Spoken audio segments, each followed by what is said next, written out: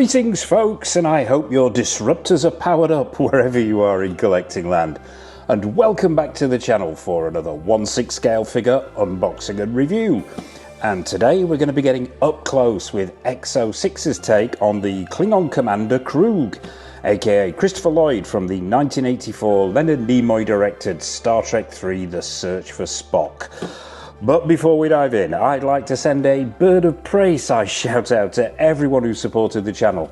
And please drop a like and hype on this video as it helps other people find Go Figure. And if you haven't already, be sure to hit that subscribe button and bell notification icon so you're sure not to miss any of the 1/6 scale reviews, news, previews, tours and showcases and all that other good stuff that we've got coming up. So, The Search for Spock. It had some big boots to fill following the Wrath of Khan, but in Leonard Nimoy's directorial hands we got a second part of the Spock story arc that starts with Twalk and ends with Voyage Home. And of course, the superb, if all too short, performance of Christopher Lloyd as Kruge. But enough of my ramblings, onto the box, let's stop it from spinning and have a close-up look. And I've got to say, once again, Mr. Go Figure is thoroughly impressed with EXO-6's packaging here. Really high quality stock card, magnetically clasped at the side there. On the front, you've got a shot of the figure itself, a headshot of Kruge, Christopher Lloyd. And then behind that, you've got the artwork from the poster artwork from the movie itself, which just looks absolutely gorgeous. And it's all sort of kicked off with this super blue high gloss lettering and effect strip at the top and the bottom there says Commander Kruge, 1/6 scale museum grade collectible figure, obviously Star Trek III The Search for Spock. That starfield in the background is continued around the sides, as are these top and bottom lines, and it says Star Trek Museum, replicas and collectibles, and the Starfleet emblem on the left hand side. Just that starfield on the right hand side, EXO-6 again. On the top it says Star Trek III The Search for Spock in that super reflective blue lettering, and EXO-6. Continuation of the starfield on the bottom. Around the back you've got all the usual credits and warnings, and everybody responsible is actually on the inside of this box, and yeah, credits and warnings at the bottom there. Don't piss this figure off or it might make you feed its dog. As I mentioned there, magnetically clasped, so you open the box up, you are greeted with everybody responsible on the left hand side, including Nanjim, and on the inside you've got this fantastic slipcover. Really do like this slipcover, and the whole packaging just feels premium. Admittedly, this figure is slightly more expensive than the average EXO-6 figure. There's a couple of reasons for that. It was down to the outfit and the rooted hair, and I believe this is the first time that EXO-6 have ventured into rooted hair, unless I'm very much mistaken. If I'm getting that wrong, correct me in the comment section below. But yeah, you're greeted on the inside with this fantastic slipcover with this photograph, this promotional photograph of Christopher Lloyd in full Klingon garb.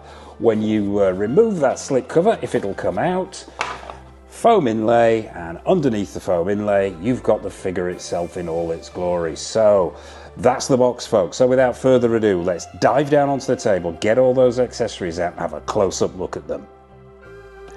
Okay folks, so accessories out. What do you get with Kruge? Let's start with the hands, as we always do, you know, being my strange hand thing. There's a pair already on the figure, and we'll take a look at those when we bring it out. And you get another couple of pairs as well, so let's grab a couple at random. Now, I'm assuming you're going to be getting gripping hands for the disruptor and fisted hands and so on. Let's take this one and have a quick look at it. Straight away, yeah, looks pretty good to me. The sculpting on those leather effect gloves looks really good. The black paint applications are excellent. You've got those spikes on the end there. There's creasing going on. Screen accuracy looks on point with the spikes on the thumb as well. And you've also got the multitude of interesting rings that Christopher Lloyd wore in the film. They're all done in sort of one gold paint application, which is screen accurate. The fingers themselves are very well sculpted. You've got fingernails there, although there's no attempt at cuticles. There's creasing in the knuckle area if the camera's catching that. And overall, yeah, creasing in the palms as well to represent that leather look for the glove. Let's do the flexibility test. These are quite hard. I'd say these are a medium to hard, these, erring on the hard side. So yeah, might be a hairdryer job for some of the accessories here. Let's grab another one at random. Let's take a look at one of the fisted hands. Yeah, same as the gripping hand there. Very good sculpt, very good paint applications. There are some visible seam lines on here, and the paint application perhaps isn't the best I've ever seen, but on the whole, I think they've made a very, very good job of these hands, EXO-6. So that's the hands. Let's put them out of the way, and without impaling myself on them, what else do you get? You get, let's take a look at, well, let's get the dull stuff out of the way. You get this little package. I've not even opened this. This contains the pieces that you need to clip the stand together if you're wanting to go for that full transporter look, but we'll cover that. And you also get, and this is, I'm finding this a little bit odd. I don't know whether it's just because they're made by a third party and they come like this, but you get the doohickey for actually attaching the badge to the stands. Now, the Star Trek The Motion Picture, the 79 motion picture figures all came with a badge, a metal badge, beautiful replica badge, which you could attach to the front of this base using this thing. They've stopped doing that, EXO-6, which is a real shame. I'd love to have seen a Klingon emblem with this particular figure, but they are still including the little doohickey to attach it. So odd that, but yeah, you've got the bits for attaching the stands together. Let's take a look at the disruptor. Very, very nicely done this. All one piece of sculpted plastic. I'm liking this a lot. It's got that deep red colour on the main body of the gun itself, which is screen accurate. Silver paint applications on the barrel there, the deep red again at the end. The actual handle itself is just black, which is screen accurate. There's some shading on there. There's black paint applications in there to pick out the detailing. And overall, yeah, very screen accurate and very nicely done. And that deep red has been caught very, very well and reflected in the communicator as well. So that's the disruptor. Talking of communicators, all plastic communicator here, nice detailing on here, silver dry brushing to pick out the details, and those dark washes as well in the crevices there, and slightly darker grey on the speaker section there. But yeah, very nicely done. Once again, screen accurate, on point, and yeah, that's the communicator. You also get this little pouch that you can attach to his waist as well. Sculpted plastic, this, solid, doesn't open, but it's got nice detailing on there. You've got that brass button picked out there, and as I said, a little hook on the back there if you're wanting to put that to attach that to his belt. You also get the holster. Now this did surprise me out of the box. The holster itself, the top part of this holster is all metal. This chain here that attaches to the holster itself is done in this sort of gold effect metal, quite thin, these pieces. Then you've got this metal gold chain, runs up to, I think this is a plastic section at the top here, which I'm assuming goes over the shoulder. The actual holster itself is sculpted plastic, done in this grey, with that gold detailing at the front there. You're going to get sick of me saying this, but screen accurate again. And it's got this nylon thigh strap at the bottom there, which has got this little clip attachment here, so you can attach it to the figure. So that's the holster, and very nice. I like the use of metal there. I think that was a good idea to go with metal. Just hope this doesn't tarnish over time. So that's the holster. What else? Well, let's take a look at the other item of clothing you get here. Now, brand new figure, this, literally just come through the door and gone straight on in front of the camera, so it's the first time I've seen this robe. And I've got to say, I am very, very impressed. I know Nanjin Tam is a stickler for getting the right colour and the right materials in his Star Trek figures, or in EXO-6's Star Trek figures, and I don't think they've gone wrong here. This colour looks on point to me. It's a mixture, if the light's catching this, of sort of black and then flecks of this deep red going on in it. Now, I thought it was brown, but I went back, I revisited the film, and it does look brown, depending on what what format you're watching the movie in. It can have a brown look to it, but it is, I'm taking their word for it that it is actually a deep red. And yeah, it just really, really nice material. You can feel the quality of the material here. It feels like a high quality cotton. It's got these pleats down the front, screen accurate, flip it open, it's lined inside. You've got this super shiny lining here, a couple of loose threads, not loose but just dangling there, but they can be trimmed off. And the fall of this is really, really nice. Those pleats down the back, they're screen accurate. Hood at the top, let's check if that's wired. No, it's not. It's got that sort of creasing section, pleating section at the top there. Once again, screen accurate. You've got the two symbols on either side of the sort of lapel area there. They're done in plastic. Once again, screen accurate. But the fall of this is really, really nice, and I will be displaying him wearing this. So yeah, that's the robe. Let's pop that to one side, and you also get the standard EXO-6 base. Now, I'm going to do this on camera because this does give me an extraordinary amount of pleasure. Let's remove this plastic section from the top here.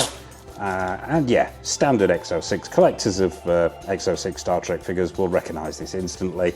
It's this hexagon with this clear plastic section on the top there. You've got this sort of transporter effect going on, and if, as I mentioned before, if you're wanting to link them together, you get this inlay. What you do is just lift this clear plastic section off. It comes apart at these joints here, and you can slide this underneath. So if you're wanting to have multiple figures all connected together, you can use the doohickeys in this little packet here and have a mass transporter effect if that's what you want to go for. And it also comes with a standard EXO-6 crotch grabber which slots in there. So there you have it, folks. That's the accessories. So without further ado, let's bring out Kruge himself. Let's get him onto this stand, onto the turntable, and have a close-up look at him. So here's Kruge, aka Christopher Lloyd, straight out of the box, straight onto the stand and turntable. And first impressions. First impressions, I've got to say, are pretty good, with some reservations, which we'll get to shortly. I can see where the extra money went with this figure. Obviously, you've got rooted hair, but this is probably one of the most complex outfits I've seen from an EXO-6 figure. I've got a fair few in the collection. I am not mining the rabbit hole of EXO-6 on Star Trek too deeply. I am reserving my figure collection to the original series and the original movies. But yeah, proportions look on point, that outfit looks screen accurate, that head sculpt looks very good. Overall, first impressions, very, very good indeed. But let's stop him from spinning and get up close with him. We will do as we always do. We'll start at the bottom. Well, actually, no, let's cover the issues that were straight out of the box. Straight out of the box, there was some glue issues, shall we say. Now, this whole section on top of the shoulder pads here was unglued when it came out of the box. The glue was still tacky. I'm not sure why that is. It's come all the way from China. It should have dried by now. And you can probably see here the glue underneath, but this whole section around the shoulder area here was loose and not attached properly. So I've had to stick that back down. And yeah, it was a little bit worrying, but let's soldier on. The boots, let's start at the bottom with the boots. Now, all one piece of sculpted plastic, these boots. There's no split cut boot design here, unfortunately. It would have been nice to see a split cut, but it is what it is. And these boots pretty much go all the way up to the knee area here. So that is going to seriously impede articulation on this figure. The boots themselves are very, very well done. You've got tread on the bottom there, as you can see. The weathering's very nice, the crease work in there. There's brown paint applications to pick out the creases and the details there, and they are weathered as well at the front and the sides. So yeah, paint and sculpt, very, very nice. And around the back you've got that sort of padded section there as well, and the screen accuracy is there, but as I say, it does limit articulation a little bit. So there's literally no movement in those feet whatsoever, nothing at all. Those spikes are screen accurate, nicely done, as are these lines that run down the front, but yeah, the articulation is very, very limited. First articulation point we reach is the knee. The knee itself will go back as about 45 degrees almost. Yeah, that's about as far as it is going to go, because it's impeded obviously by the top of the boot section here. Now the joints, I wouldn't say they're loose, but they're not quite as resistant as I would like to see. I can imagine these loosening over time. particularly this left leg here. Little on the loose side, but it's not going to stop it from posing or standing up. It's just I would like a little more resistance there in that knee. Is there a twist at the thigh? Yes, there is. You've got a twist at the thigh section there. Moving up to these pants, very nicely tailored. They're the right colour, that deep slate grey. You've got this pleats down the front, which are screen accurate again, and the stitch work overall very, very nice around the front and the back, with these sort of flashes running down the thigh area there, up to the crotch area, which is hidden behind this plastic waistcoat section. And overall, yeah, I'm liking those pants a lot. The screen accuracy is there, the colour's right, the fit and finish are right. As I mentioned before, you've got a twist there. Let's check the articulation where it meets the body itself now. Not a vast amount there. You're going to get probably about to there is the maximum that leg's going to go forward and backward. So yeah, that's probably down to this plastic waistcoat section, tunic section. Let's try the leg split. Now they're on ratchets, these legs. This right one is very, very stiff and doesn't want to move. Yeah, that's going to about there and no further. I don't want to force that. That does not want to move at all. It should be ratcheted like this leg. As you can see, this one will go right the way out, but this one is absolutely jammed, and I am not going to push that because, as I say, I'm getting one notch on the ratchet there, and then it's sticking. So yeah, that's unfortunate. I think that's probably down to the body, and it's squeaking a little bit when I'm moving it as well. So yeah, forward and backward movement is same as the right leg there. Yeah, a little bit of disappointment there in the left leg there. Probably the quality of the body underneath those pants. But let's move up to the tunic section now. I mentioned before, this is all done in soft plastic. The colour is right, the style is right. I think they've nailed it on really, really well. Paint applications are great. There's sculpted in stitch work in that plastic section. Actually, I don't think that is sculpted in. I think that is real stitch work. That's a nice touch if it is. So these sections have actually been stitched to the main body itself. That belt is screen accurate. That is non-movable. That's attached to the tunic section itself. You've got that sort of brass come gold paint application around the edges there.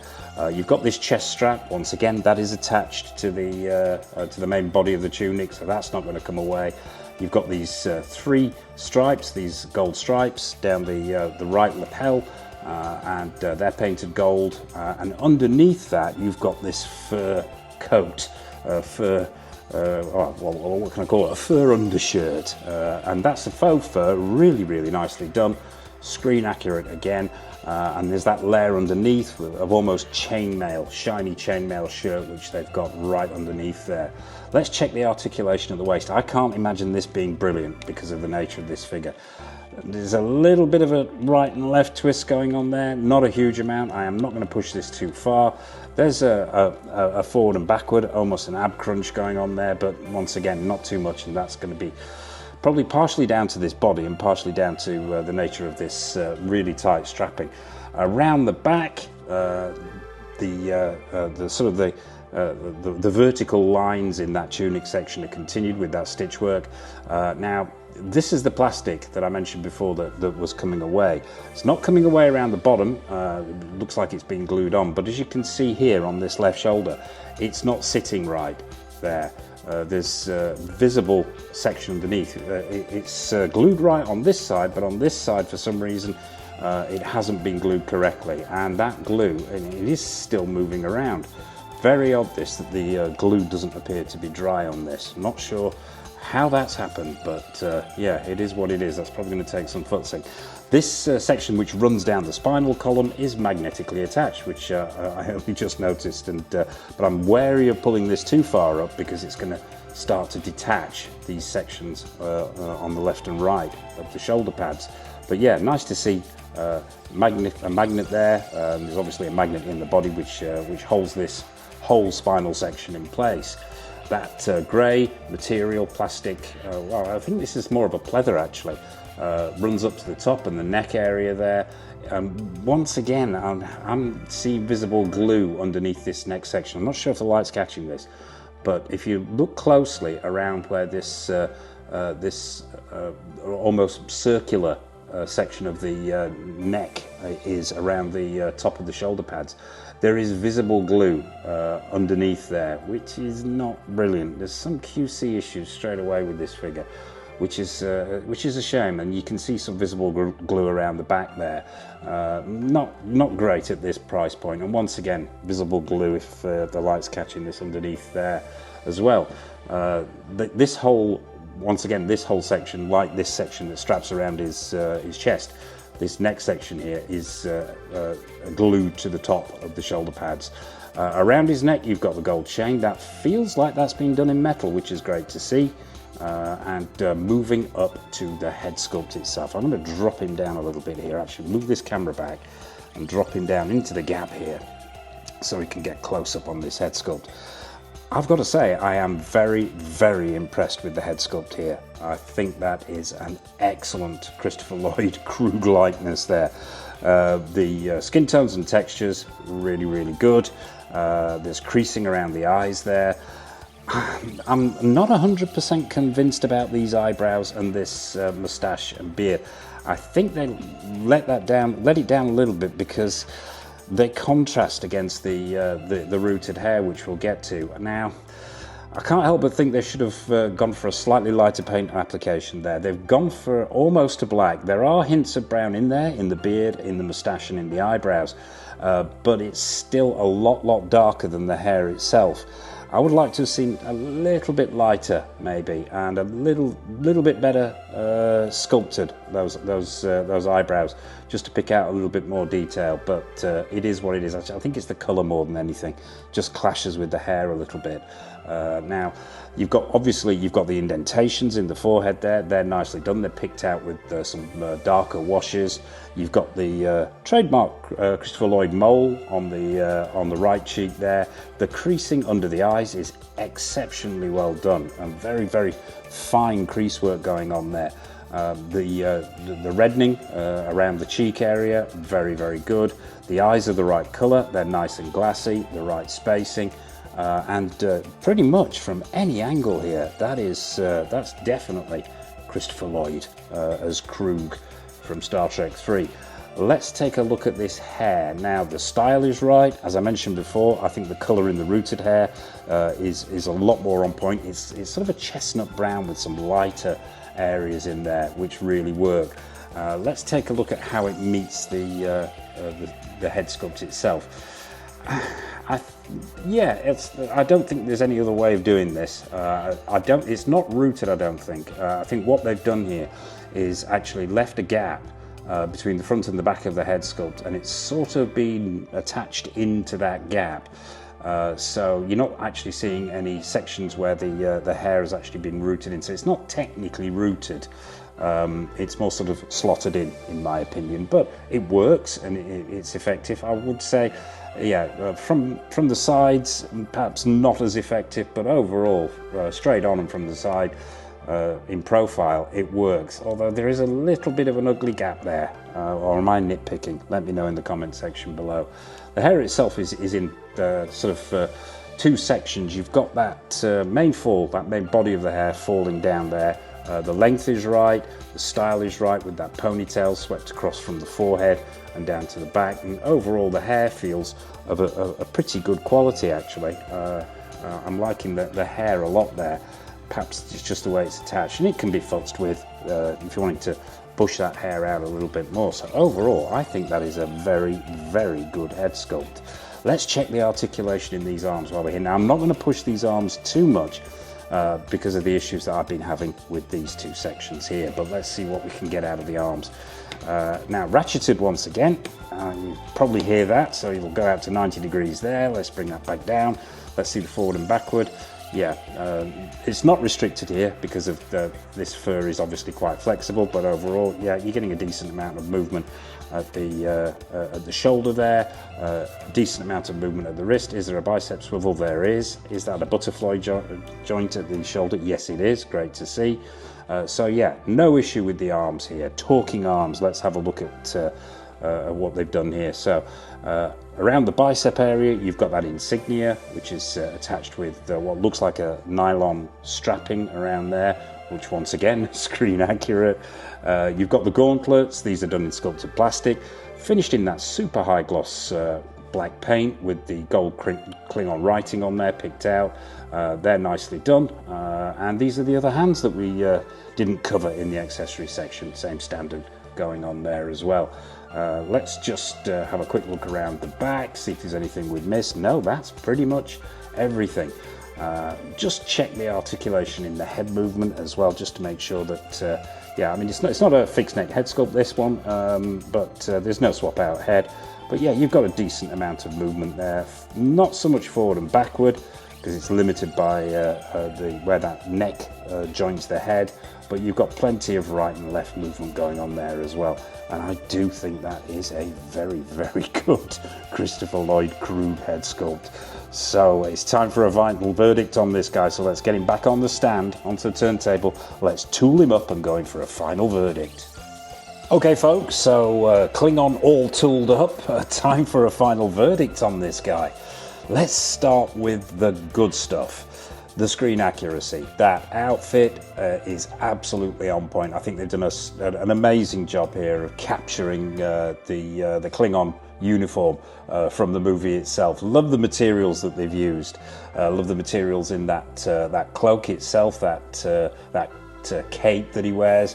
It is wired. Forgot to mention that in the accessories section. It's wired at the bottom here, so you can really muck about with this and have it flowing off in all different directions if you're wanting to go for slightly more dynamic poses. Love the material in this cloak as well. It would have been nice to see a wired hood on there, but just so it sits a bit more flush. But overall, the outfit itself, the screen accuracy on point, the proportions are on point. I think that head sculpt is very good.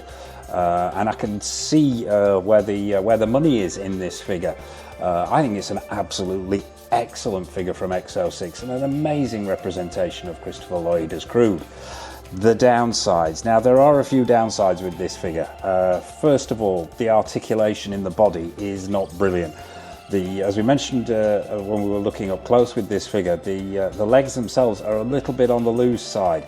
As I found out, the arms are as well while I was putting this cloak on. It's not a deal breaker. They're not loose, they're not janky, he's not going to fall over, but they just don't quite have the resistance that I would expect from a new figure.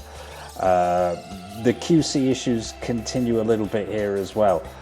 With those shoulder pads. On putting this robe over those shoulder pads, the entire shoulder section that we spoke about before, this glued on section, the whole lot just came away. The glue underneath that EXO-6 have used here is just, I don't know what's wrong with it. It doesn't appear to have dried. It's very insubstantial. You can see it sort of seeping through underneath where the sections join, and it just doesn't hold it. It's going to require some attention to get this whole section up here to sit properly and attach properly. That being said, that's probably my only major gripe. The only other gripe I would, this is probably more personal than anything else. I think the hair on the head sculpt is really well done. I would have liked to have seen the paint applications on those eyebrows just lightened up ever so slightly to match the hair, the rooted hair as well. I'm not calling it rooted hair, it's tucked in. Does create a bit of a seam line there, and if you are a real stickler, that might put you off.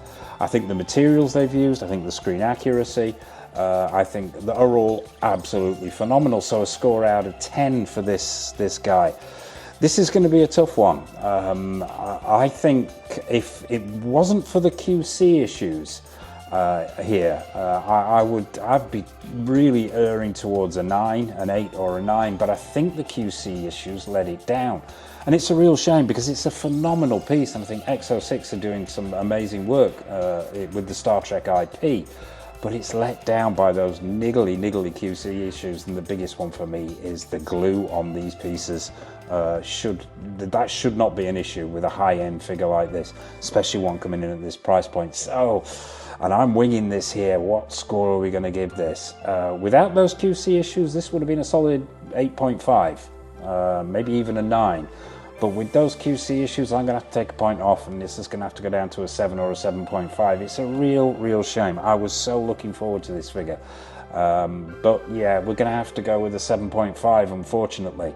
And that's not because of the materials used, and it's not because of the screen accuracy or the quality of that head sculpt. It's simply down to those niggly QC issues. So there you have it, folks. It's a 7.5 for EXO-6's take on Christopher Lloyd as Kruge from Star Trek III: The Search for Spock. What are your thoughts on this piece? Do you have the figure already? Are you picking it up? Are you a fan of EXO-6? Are you a fan of the Star Trek IP or The Search for Spock? Nothing is off menu, so please drop a comment in the comment section below. I'll be fascinated to hear your take on this piece. What have we got coming up on the channel? Well, we've got a Rathmore figure, new figure reviews. We've got stuff from Hot Toys, from InArt, Susu Toys, Present Toys, obviously EXO-6, Caustic Plastic, Iconic Studios, the list goes on. And as I mentioned at the top there, we've got more showcases, more previews, more reviews. So as I mentioned, hit that subscribe button and bell notification icon so you're not missing any of the good stuff when it comes up on the channel. And I suppose all it remains for me to say is, from EXO-6's take on Kruge and myself, a massive thank you for watching as always. And until next time on the channel, take care of yourselves, happy collecting, and it's over to the showcase.